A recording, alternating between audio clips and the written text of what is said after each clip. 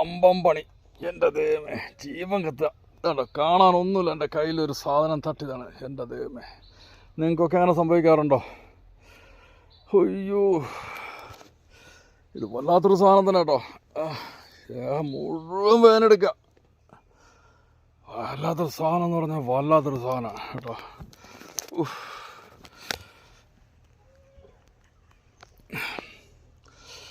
അയ്യോ, ഇവിടെ കാണാനൊന്നുമില്ല. അതാണ്ട് ഇവിടെയാണ് തട്ടിയത്. കാണാനായിട്ടൊന്നുമില്ല നമുക്ക്. പക്ഷെ ഇതുപോലെ വേദന എടുക്കുന്നൊരു സാധനം കണ്ടാലോ എന്തൊരു മനോഹരമാണെന്നറിയോ. ഞാൻ ഈ കാപ്പിയുടെ കമ്പച്ചീറ് എന്ന് പറയും, അതായത് ആണ്ട എന്നൊക്കെ പറയും. ഞാൻ കാണിച്ചു തരാം. അത്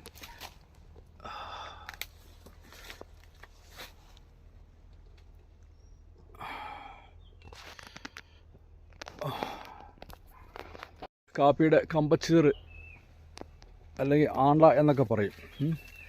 ഈ സാധനം നമ്മൾ കാപ്പി നടത്തി കളയണം. ഇത് വെക്കരുത്. ഓക്കെ, ഈ സാധനം കംപ്ലീറ്റ് അടത്തി കളയണം. അപ്പോൾ ഇങ്ങനെ അടത്തി കളഞ്ഞാൽ കാപ്പിയുടെ മുകളിലേക്കുള്ള കമ്പുകൾക്കൊക്കെ ശക്തി, കരുത്ത് കൂടുതലിട്ട് നമ്മുടെ കാരണം ഇതുകൊണ്ട് യാതൊരു കാര്യമില്ല. അപ്പോൾ ഇത് നമ്മൾ ശരിക്കും പറഞ്ഞാൽ അടത്തി കളയുക തന്നെ ചെയ്യണം. ഇങ്ങനെ ഞാൻ അടത്തി കളഞ്ഞുകൊണ്ടിരിക്കുമ്പോഴാണ് എൻ്റെ പ്രിയമുള്ളവരെ നമുക്ക് പണി കിട്ടിപ്പോയത്. ഒരു വല്ലാത്തൊരു സാധനം എന്ന് പറഞ്ഞാൽ വല്ലാത്തൊരു സാധനം തന്നെയാണ്. ഇനിയിപ്പോൾ മഴ കുറയുന്ന സംഭവത്ത് ഇതെല്ലാം ഇങ്ങനെ വെളിച്ചത്ത് വരും. നമ്മുടെ കാപ്പിയാണിത്. ഓക്കെ, അപ്പോൾ ഇതുണ്ടോ, കാഴ്ചയെടുപ്പുണ്ട്. വല്ലാത്തൊരു അവസ്ഥയാണിത് കേട്ടോ. ഞാനതിനെ കാണിച്ചു തരാം. നിങ്ങളൊക്കെ കണ്ടിട്ടുണ്ടാവുമായിരിക്കും. ഇതുവരെ പുകച്ചതാ എൻ്റെ അമ്മ. ഇതുണ്ടോ, തടിച്ചു തുടങ്ങി. അവിടെ തടിച്ചു തുടങ്ങി. ജീവൻ കത്തി. ഈ വർഷം ആദ്യമായിട്ട് കിട്ടുന്ന, അല്ലെങ്കിൽ വർഷത്തിൽ 8 പ്രാവശ്യം കിട്ടും ഈ സാധനം. ഇപ്പോൾ കൂടുതലാണ്. പണ്ടൊക്കെ വല്ലപ്പോഴൊക്കെ ഉണ്ടായിരുന്നില്ല, ഇപ്പോൾ അത് കൂടുതലാണ്. അത് ഇലയൊക്കെ തിന്നുന്നത് കണ്ടോ. ഇതാണ് സാധനം. ഞാനത് കാണിച്ചു തരാം. ഫോക്കസ് ചെയ്ത് കാണിച്ചു തരാം. അതുണ്ടോ, ഇതാണ് സാധനം. കണ്ട എന്തൊരു മനോഹരമാണെന്നറിയോ.